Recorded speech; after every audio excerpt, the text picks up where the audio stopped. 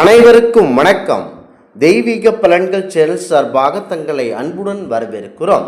இன்று நம் காணொளியில் காண விரும்புவது கோவில்களில் கடவுள் சிலைகளை ஏன் கருங்கல்லில் வடிக்கப்படுகிறது என்பதை பற்றி இந்த காணொளியில் பார்க்கலாம். வாருங்கள் காணொளிக்கு செல்லலாம். மறக்காமல் ஒரு சப்ஸ்கிரைப் செய்யவும். அனைத்து கோவில்களிலும் மூலஸ்தான திருவுருவம் கல்லினாலும் உஸ்தவமூர்த்திகளின் அந்த உருவம் செம்பினாலும் அதிகம் கலந்த ஐம்பொன்னினாலும் அமைக்கப்பட்டுள்ளது. தன் தாற்பயத்தையும் நாம் தெரிந்து கொண்டு வைத்திருக்க வேண்டும்.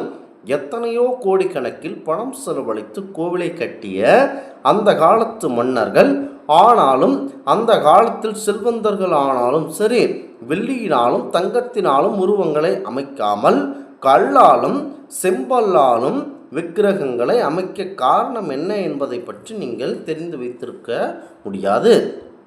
உலகாய்ந்த நோக்கில் பத்மோமையானால் பொன்னினாலும் வெள்ளியினாலும் செய்த விக்கிரகங்களை யாரும் களவு செய்ய முற்படலாம். ஆபரணங்களை கருவறையிலேயே தனியே பாதுகாப்பாக வைத்து பூட்டுவது போல விக்கிரகங்களை செய்ய இயலாது. எனவே வெள்ளியினாலும் தங்கத்தினாலும் செய்யாமல் கருங்கல்லினாலும் செம்பினாலும் அமைத்தார்கள். இதனையே விஞ்ஞானிகள் கண்டுகொண்டு பார்த்தோமேயானால் கல்லினாலும் செம்பினாலும் உள்ள விஞ்ஞான சக்தி புலப்படும். முக்கியமாக மூலஸ்தானத்தில் கர்ப்பகிரகத்தில் உள்ள விக்கிரகங்கள் கருங்கல்லால் ஆனவை.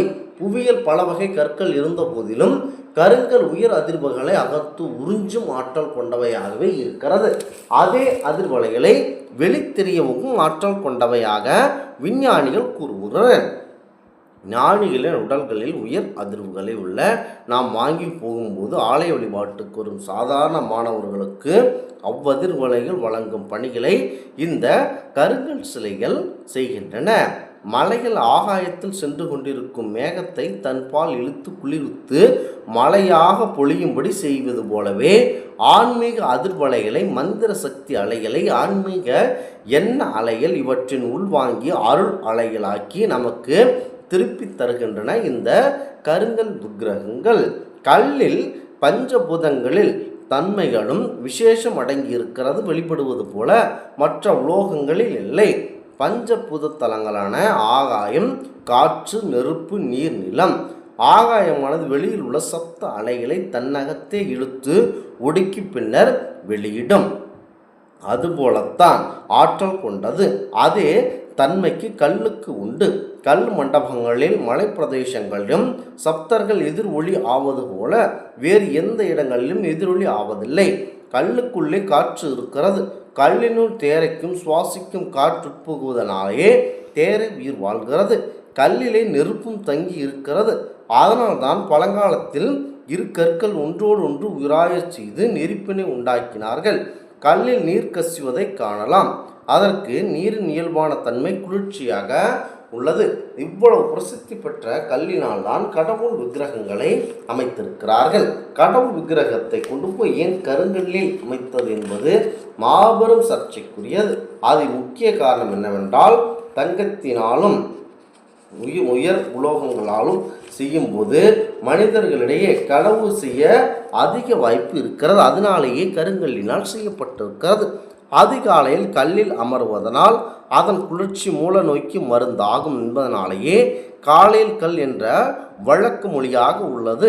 கல்லில் ஐந்தாவது பூதமான நிலமும் நிச்சயம் இருக்கிறது. ஏனெனில் கல்லே நிலத்தைச் சேர்ந்ததுதானே. கல்லிலே ஐம்பூதங்கள் இருப்பதற்கு ஆண்டவனுக்கும் என்ன சம்பந்தம் இருக்கிறது என சிலர் கேட்கலாம். ஆண்டவனே ஐம்பூதங்களின் விரவர் நிற்கிறார் என்பதை மாணிக்க வாசகர் அப்போதே கூறினார். முக்கியமாக திருவாசகத்தில் போற்றி திருவகலில் வரும் அவ்வகல்மலை எழுந்த வசனமாகும். ஐம்பூத வடிவமாக விளங்கும் அவ்வாண்டவனது உருவத்தை ஐம்பூதங்களும் அடக்கி ஒரு பொருளில் விற்றிருப்பது அருள் பாலிக்கும்படி மந்திரபூர்வமாக கல்லில் பிரதிஷ்டை செய்வது வழக்கமாக இருக்கிறது. அதனால்தான் நம் மூதாதையர்கள் நம் வழிபடும் மூர்த்திகளிடையே விக்கிரகங்களை கல்லால் அமைத்தனர். முக்கியமாக உஸ்தவ மூர்த்திகள் எளிதில் தூக்கும்படியாக அதிக பளு இருக்க வேண்டும். எனவே கருங்கல்லால் செய்வதை விட செம்பினால் செய்வது நல்லது என்ற நோக்கில்தான் உஸ்தவ மூர்த்திகளை செம்பு அதிக அளவில் கலந்து ஐம்பொன் சிலைகளாக வடித்து வழிபட்டு வந்திருக்கிறார்கள். முக்கியமாக ஐம்பொன் சிலை என்ற பெயருக்கு ஏற்ப மற்ற உலோகங்கள் சிறிதளவு கலந்தாலும் கூட இந்த உஸ்தவ விக்கிரகங்கள் செம்பு விக்கிரகங்கள் என்பதே உண்மை. மின்சார சக்தியை தாக்கி செல்வது, பாய்ச்சுவது ஆகியவற்றுக்கு செம்பு உலோகமே ஏற்றது என்பதனாலேயே முக்கியமாக செம்பு கம்பிகளை கொண்டு செய்யப்படுகின்றன. வானில் சப்த அலைகளை கிரகித்து வானொலி பெட்டிகளின் வழியாக ஒளியாக வெளிவர விஞ்ஞானிகள் செம்பு கம்பிகளையே பயன்படுத்துகின்றனர். மேலும் ஈயத்தை கவ்வி எடுக்கும் ஆற்றல் செம்பு துண்டுக்கு இருப்பது போல வேறு எந்த உலோகத்திற்கும் இல்லை. இன்றைய விஞ்ஞானிகள் கடந்த சில நூற்றாண்டுகளுக்கண்டு கையாண்டு வருகின்ற உண்மையை நமது முன்னோர்கள் பல்லாயிரம் வருஷங்களுக்கு முன்பே கண்டு ஆண்டவனது திருவருள் சக்தி தன் வசம் இழுத்து வாங்கி கொள்ளவும் தன்னிடம் நிறுத்தி கொள்ளவும் பக்தர்களுக்கு அதன் மூலம் அருளாசி வழங்கவும் செய்யப்பட்டிருக்கிறது.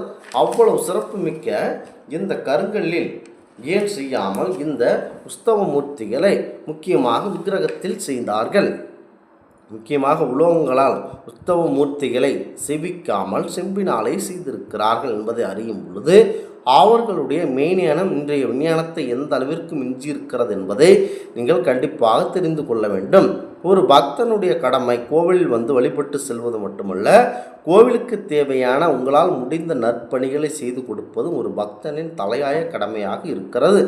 தலத்தை சுத்தம் செய்தால் சுத்தமாக வைத்திருக்க உதவுதல், கோவில் விளக்குகள் எரிய தேவையான எண்ணெய் ஊற்றி விளக்கொளி வீசி செய்தல், இவை போன்ற இன்னும் பல அர்ப்பணிகளை செய்தாலே நமக்கு பெரும் நன்மை ஏராளமாக கிடைக்க இருக்கிறது. ஒரு தலத்தில் அணையும் சூழ்நிலையில் உள்ள விளக்கின் திரி இதேச்சையாக எலியின் கால் பட்டதனால் தூண்டப்படுகிறது. விளக்கு எரிய எலி காரணமாக அமைந்தது. இந்த செயலால் அந்த எலி மறுபிறவியில் பழிச்சக்கரவர்த்தியாக பிறந்தார். எனவே நாம் ஆலயத்திற்கு தொண்டு செய்ய உறுதி செய்வோமேயானால் அங்கனம் ஆலயப்பணி செய்யும் அமைப்புகளிலும் நினைய வேண்டும். முக்கியமாக அந்த இயக்கங்களுக்கு உறுதுணையாக இருக்க வேண்டும். ஆலய தொண்டே ஆண்டவன் தொண்டு என்ற ஒரு உண்மையை தெரிந்து கொண்டு அனைவரும் செயல்படுங்கள்.